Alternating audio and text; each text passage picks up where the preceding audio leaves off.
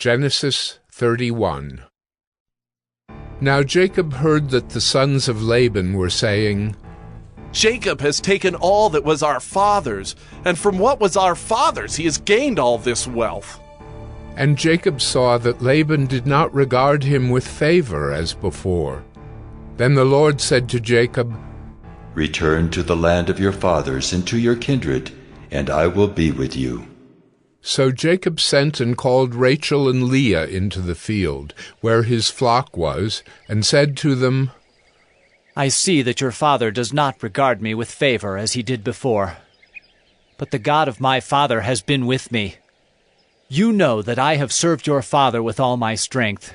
Yet your father has cheated me and changed my wages 10 times. But God did not permit him to harm me. If he said, The spotted shall be your wages, then all the flock bore spotted. And if he said, The striped shall be your wages, then all the flock bore striped. Thus God has taken away the livestock of your father and given them to me. In the breeding season of the flock I lifted up my eyes and saw in a dream that the goats that mated with the flock were striped, spotted, and mottled. Then the angel of God said to me in the dream, Jacob. And I said, Here I am. And he said, Lift up your eyes and see, all the goats that mate with the flock are striped, spotted, and mottled. For I have seen all that Laban is doing to you. I am the God of Bethel, where you anointed a pillar and made a vow to me. Now arise, go out from this land, and return to the land of your kindred.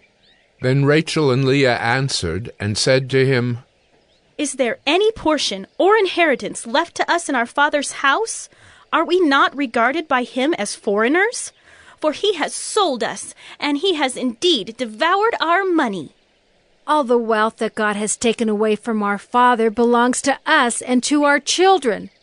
Now then, whatever God has said to you, do. So Jacob arose and set his sons and his wives on camels. He drove away all his livestock, all his property that he had gained, the livestock in his possession that he had acquired in Paddan Aram, to go to the land of Canaan to his father Isaac. Laban had gone to shear his sheep, and Rachel stole her father's household gods. And Jacob tricked Laban the Aramean by not telling him that he intended to flee. He fled with all that he had, and arose and crossed the Euphrates, and set his face toward the hill country of Gilead. When it was told Laban on the 3rd day that Jacob had fled, he took his kinsman with him and pursued him for 7 days, and followed close after him into the hill country of Gilead. But God came to Laban the Aramean in a dream by night, and said to him, Be careful not to say anything to Jacob, either good or bad. And Laban overtook Jacob. Now Jacob had pitched his tent in the hill country, and Laban with his kinsmen pitched tents in the hill country of Gilead. And Laban said to Jacob, What have you done, that you have tricked me and driven away my daughters like captives of the sword? Why did you flee secretly and trick me, and did not tell me, so that I might have sent you away with mirth and songs, with tambourine and lyre? And why did you not permit me to kiss my sons and my daughters farewell? Now you have done foolishly. It is in my power to do you harm, but the God of your father spoke to me last night, saying, Be careful not to say anything to Jacob, either good or bad. And now you have gone away because you long greatly for your father's house. But why did you steal my gods? Jacob answered and said to Laban, Because I was afraid, for I thought that you would take your daughters from me by force. Anyone with whom you find your gods shall not live. In the presence of our kinsmen, point out what I have that is yours, and take it. Now Jacob did not know that Rachel had stolen them.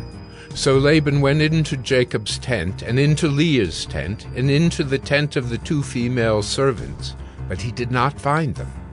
And he went out of Leah's tent and entered Rachel's. Now Rachel had taken the household gods and put them in the camel's saddle and sat on them.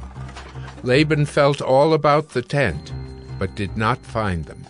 And she said to her father, "Let not my lord be angry that I cannot rise before you, for the way of women is upon me." So he searched, but did not find the household gods. Then Jacob became angry and berated Laban. Jacob said to Laban, "What is my offense? What is my sin that you have hotly pursued me? For you have felt through all my goods. What have you found of all your household goods?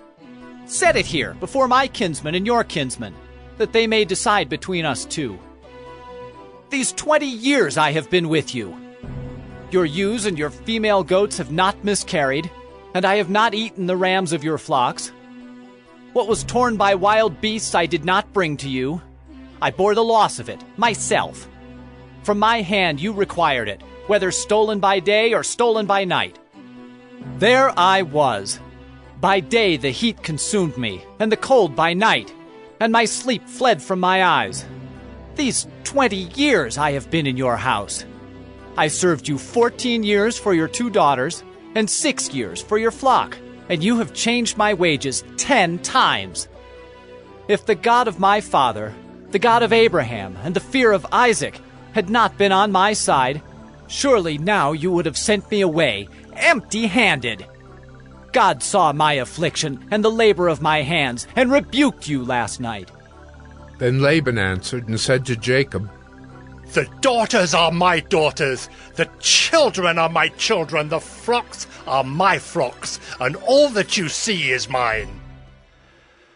But what can I do this day for these my daughters, or for their children whom they have borne? Come now, let us make a covenant, you and I, and let it be a witness between you and me. So Jacob took a stone and set it up as a pillar, and Jacob said to his kinsmen, "Gather stones." And they took stones and made a heap, and they ate there by the heap. Laban called it Jegar-sahadutha, but Jacob called it Galeed. Laban said, This heap is a witness between you and me today. Therefore he named it Galeed and Mizpah, for he said, The Lord watch between you and me when we are out of one another's sight. If you oppress my daughters, or if you take wives besides my daughters, although no one is with us, see, God is witness between you and me. Then Laban said to Jacob, See this heap and the pillar, which I have set between you and me. This heap is a witness, and the pillar is a witness, that I will not pass over this heap to you, and you will not pass over this heap and this pillar to me to do harm. The God of Abraham and the God of Nahor, the God of their father, judge between us. So Jacob swore by the fear of his father Isaac, and Jacob offered a sacrifice in the hill country, and called his kinsmen to eat bread. They ate bread and spent the night in the hill country. Early in the morning Laban arose and kissed his grandchildren and his daughters and blessed them. Then Laban departed and returned home.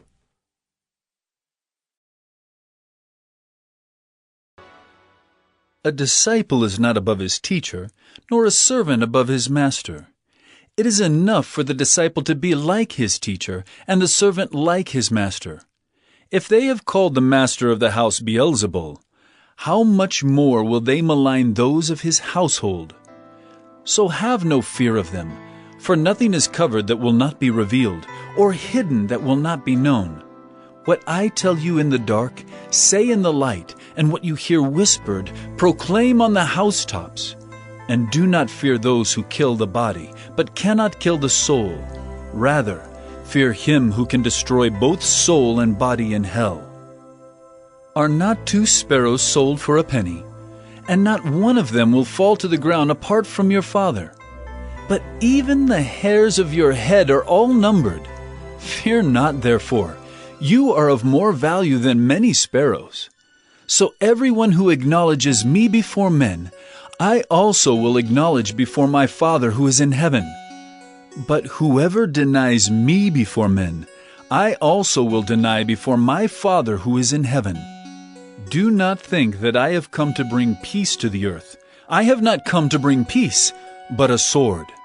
For I have come to set a man against his father, and a daughter against her mother, and a daughter-in-law against her mother-in-law, and a person's enemies will be those of his own household. Whoever loves father or mother more than me is not worthy of me, and whoever loves son or daughter more than me is not worthy of me. And whoever does not take his cross and follow me is not worthy of me. Whoever finds his life will lose it, and whoever loses his life for my sake will find it. Whoever receives you receives me, and whoever receives me receives him who sent me. The one who receives a prophet because he is a prophet will receive a prophet's reward, and the one who receives a righteous person because he is a righteous person will receive a righteous person's reward. And whoever gives one of these little ones even a cup of cold water because he is a disciple, truly I say to you, he will by no means lose his reward. Psalm 17. A prayer of David. Hear a just cause, O Lord. Attend to my cry. Give ear to my prayer from lips free of deceit. From your presence let my vindication come. Let your eyes behold the right. You have tried my heart. You have visited me by night. You have tested me, and you will find nothing. I have purposed that my mouth will not transgress. With regard to the works of man, by the word of your lips, I have avoided the ways of the violent. My steps have held fast to your paths. My feet have not slipped. I call upon you, for you will answer me, O God. Incline your ear to me. Hear my words. Wondrously show your steadfast love, O Savior of those who seek refuge from their adversaries at your right hand. Keep me as the apple of your eye. Hide me in the shadow of your wings. From the wicked who do me violence, my deadly enemies who surround me. They close their hearts to pity. With their mouths they speak arrogantly. They have now surrounded our steps. They set their eyes to cast us to the ground. He is like a lion eager to tear, as a young lion lurking in ambush. Arise, O Lord, confront him, subdue him. Deliver my soul from the wicked by your sword, from men by your hand. O Lord, from men of the world whose portion is in this life. You fill their womb with treasure. They are satisfied with children, and they leave their abundance to their infants. As for me, I shall behold your face in righteousness. When I awake, I shall be satisfied with your likeness. Proverbs 5. My son, be attentive to my wisdom. Incline your ear to my understanding, that you may keep discretion, and your lips may guard knowledge. For the lips of a forbidden woman drip honey, and her speech is smoother than oil. But in the end she is bitter as wormwood, sharp as a two-edged sword. Her feet go down to death. Her steps follow the path to Sheol. She does not ponder the path of life. Her ways wander, and she does not know it. And now, O sons, listen to me, and do not depart from the words of my mouth. Keep your way far from her, and do not go near the door of her house, lest you give your honor to others and your years to the merciless, lest strangers take their fill of your strength, and your labors go to the house of a foreigner. And at the end of your life you groan when your flesh and body are consumed, and you say, How I hated discipline, and my heart despised reproof. I did not listen to the voice of my teachers, or incline my ear to my instructors. I am at the brink of utter ruin in the assembled congregation. Drink water from your own cistern, flowing water from your own well. Should your springs be scattered abroad, streams of water in the streets? Let them be for yourself alone, and not for strangers with you. Let your fountain be blessed, and rejoice in the wife of your youth, a lovely deer, a graceful doe. Let her breasts fill you at all times with delight. Be intoxicated always in her love. Why should you be intoxicated, my son, with a forbidden woman, and embrace the bosom of an adulteress? For a man's ways are before the eyes of the Lord, and he ponders all his paths. The iniquities of the wicked ensnare him, and he is held fast in the cords of his sin. He dies for lack of discipline, and because of his great folly he is led astray.